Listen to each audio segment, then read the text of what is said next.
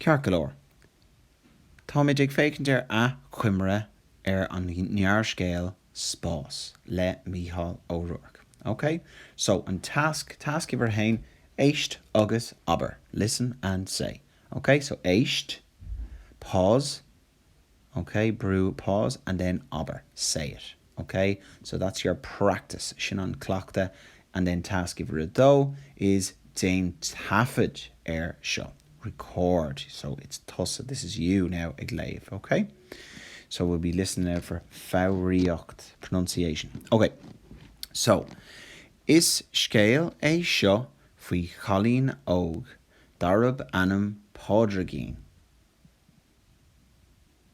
An bhá. Sa dhear scéal seo, tá sí ina seomra range. An bhá. Tá sí ag bringlódach. Tá sí ag smuoinemh a saoil. Tá brón uirthi. Tá sí ag daileáil le hathrú mór ina saoil. Rugadh a drithar óg padair cúpla mí ó shin. Anois tá pádraigín ag roinnt seomra lena drifur ifa. Níl sí sásta leis an athrú seo.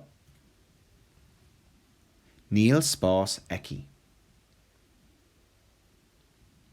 Sa seomra range, bíonn sí ina sí ag bór an range, in aca leis an múntóir.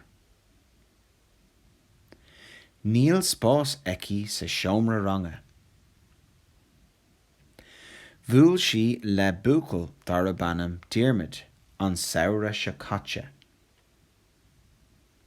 Farír níl cead aici scríomh chuig diarmid, mar caithfidh sí stadéir a dhéanamh dar le mam agus dad. Níl cead aici dul chuig teach wamó ina héanair. Is má leithí teach wamó, mar bíonn spás aici ann. Smuoiníonn pádraigín phlean. Scríbhí sí litir chuig mamó. Deirfí sí gur bhaith leithí fannacht leithí arís. Gheobhaigh sí cuire. Buailfí sí le diarmid freisin. Cuireann an plán seo áthas uirthi. An bhá. So sin task a hain, éist agus abair, anois task dó, Dane Taffid dit féin, nó diat féin, ag léamh. So anois tá tusa ag léamh agus Dane Taffid recording. Can I read that?